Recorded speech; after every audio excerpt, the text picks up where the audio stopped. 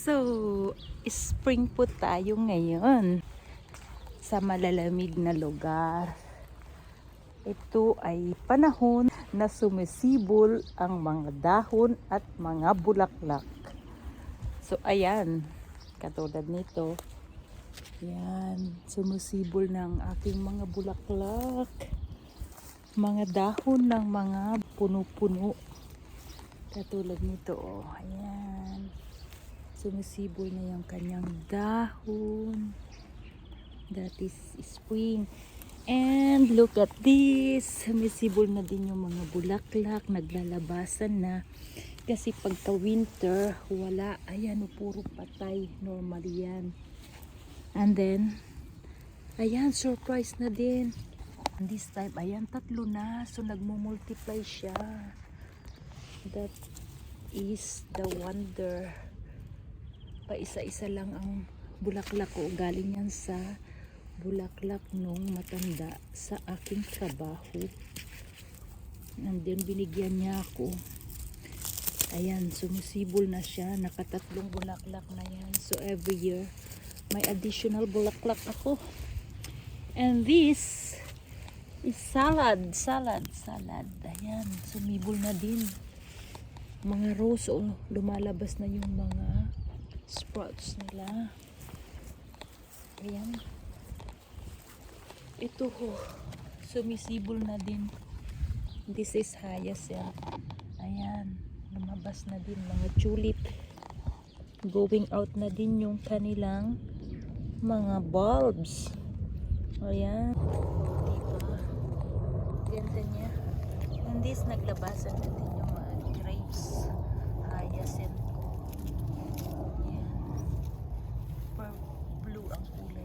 So nice. Ito din dahon. Ay, ano ba to? Wild grass lang to. Pero ang ganda ng bulaklak niya. I love this kind of flower. Kahit simple lang, mga weeds na mumulaklak. Katulad ng mga daisies. Yan, daisies. Namumulaklak ngayon kasi spring na, mainit-init na ang panahon. Ito, oh. Ito is winter flower to. Christmas flower. Kasi yan yung mga namumulaklak pagka Christmas, pagka malamig. Pero at least may bulaklak kasi normally walang kadahon-dahon pagka winter. Ayan, lumabas na siya. Blue. I love color blue. Ayan, at ito din, oh. This is spring roses. Ang dami, oh. These are just wild. Ayan yung rose. Naglabasan na yung kanilang mga dahon. Mainit-init na kasi. And dapat ititrim ito. Yung mga maliliit katulad nito. Para isupport yung strong, ititira lang yung mga strong branches. Ito dapat tanggalin. Hindi ko pa na-trim yan, hindi ko pa na-prune. And this, may mga seeds, oh, last year to, kaya mabubuhay siyan. Next summer, yan, kahit na snow yan last winter, mabubuhay yan. So itatanim ko yan, tanggalin ko yung mga ano ba, i-cultivate ko siya, ibabaon ko siya later. And ayun, oh, ayan po yung roses, mga wild flowers lang yan. Ayun, hyacinth, naglabasan na. And ito yung rose, hindi pa siya, wala pa siyang dahon. Ititrim ko din yan. Ito pala yung ano ko, yung from the cuttings, itinanim ko dito. So we'll see. Ito yung lavender. I have to trim this also para mas maganda yung kanyang bulaklak, pabilog. So this is from the cuttings, tinanim ko siya dyan. Ito mga roses, naglabasan na. Ang daming hyacinth dito. Oh. Ayan, naglabasan na yung mga spring flowers. Ayan, ito yung, this is, ano ba ito? Kalimutan ko yung pangalan. Every time, linagyan ko ng bato sa paligid eh. In order that ma-protect. Ayun, may tumutubo yata. Ayan ko, I don't know. We'll see. We will prune this also. At tanggalin ito. Nag-freeze kasi sa umaga. So I put this to protect the plants from freezing. Ayan, mga hyacinth. Naglabasan na yung mga roses. Mga sprouts. Ayan, na-trim ko na to. Oh. Naumpisan ko na siya. So, pa-bouquet daw yung pagkat. Para maganda. Lumalaki kasi siya ng mas malaki ito. This is climbing roses. And this is hydrangea. Nagdala ko nito sa Pilipinas. Ayan, tumutubo na siya. Kasi nga spring na. Sabi nila pag winter daw, huwag tanggalin yung bulaklak. At sa spring law, tanggalin lang yung kanilang mga dried flowers. So, ayan. Nakat ko na to pero yung iba hindi pa. So I have still a lot of things to do. Ayan o, naglabasan na. Dami na. So I have a lot of things to do. Yan, nagawa ko na. This is Imperialis. Ayan. Lumabas na din siya. This is lavender. Ayan o, daffodils, lumabas na din. We'll see. Ito is from the cuttings. From the cuttings tumubo. Nag-survive. This is rosemary. Rosemary is good to prevent Alzheimer daw.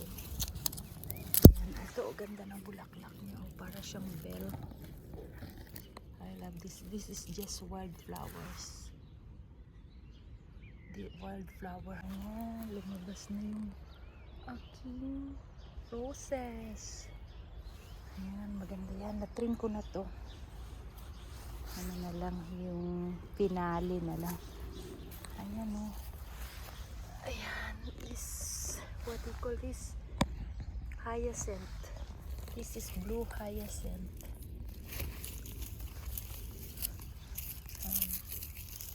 Mga wildflowers lang yan. But I love wildflowers. Hinahayaan ko lang sila dyan.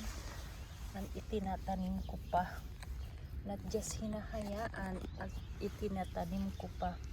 Ayun, this is rose from the cuttings. Itinanim ko. Yan, from the cuttings din to. Marami na rin ako from the cuttings. Ito yung artichoke. So, survive the winter.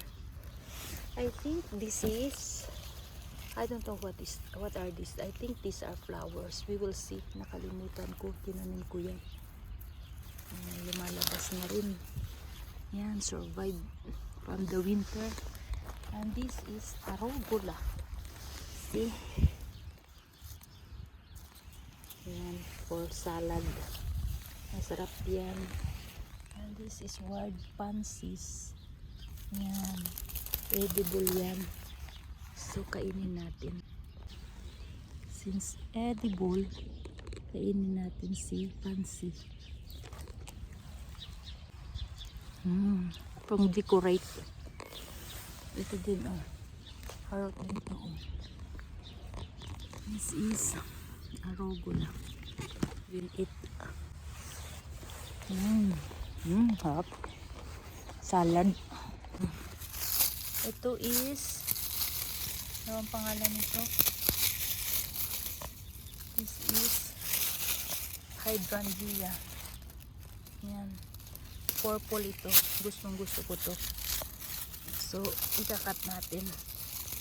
Pinch na lang muna kasi wala akong scissors. Si cutter. Nag-survive si Margaret. This is Margaret. Ayan, pag spring, tumutubo na sila. Ayan, oh. Tumutubo na rin ito. I don't know what's this. Ito may tinanim ako dito. I cannot remember. Hindi ko alam kasi may ganito siya. May bakod. So, ibig sabihin may tinanim ako dyan. This is strawberry. Ito oh. This is green pagka winter. So, I love this. Malaki na siya oh. This is lavender. Tulip. Ayan, nag-usbo naman na yung mga roses. And this is ang pangalan nito, Granada. Bye! Alis na yung asawa ko. Tell me again what time you come? What time you come back? Okay. Yan. Humusbong siya. So, it survived the cold winter. Yan. What? Tinanim ko to last year. We'll see kung mamimitas tayo ng Granada. Ito. From the cuttings. These are lavenders from the cuttings. So, if you cut your lavender, itanim nyo lang and then they will grow. Ayan, marami akong gagawin. And this is another flower. Umusbong na rin siya. And these are, ano yung pangalan nito? I will tell you mamaya kung maisip ko. Ayan o, tulip. Umuusbong na. And that is wildflower. Ayan. Hindi pa umuusbong yung mga ornamental grasses. Ayan o, may usbong na rin kasi spring na nga. Ayan, wildflower. Sinahayaan ko lang. So I have to cut this also. Ayan, mga ganyan. Kasi ayan o, umuusbong na rin. May mga usbong na. So, we have to cut this. And this will become compost. Ilagay lang natin sa tabi. Bye! You look too good. Ayan, ilagay lang natin doon. Ayan o, nilagay ko dito sa sides. Diba maganda siya. So, I have free flowers from the wild. Not from the wild, but they are just growing. Ayan, mga strawberries. Alam niyo ba ito nakakain to? This is dandelions. I will not eat it now because baka may umihing. Ano ba ang pangalan nito? Fox. At may bacteria na nakakasira ng liver. Kaya dapat hugasan. So I will not eat it. But it's edible, this one. Strawberries. Ito yung ornamental, ay yung flowers na is pang decorate. Ito yung kawayan na paborito ko. Ito ko. Yan o. Tumubo na rin. Wow. This is nice. Tumubo na rin yung PIV1. What is PIV1? I cannot remember in English the name. So nice talaga to. Ayan o. Tinanim ko. Second time ko nagtanim kasi namatay yung una. So ayan. Gumanda siya. And this one, I bought this also. This is magnolia. Ayan, ang presyo niya. 15 francs. This is magnolia. I think I will plant it here. And these are mint. Invader ang mint. Kaya dapat itanim sa malalaking paso. Ayan. And this is hydrangea.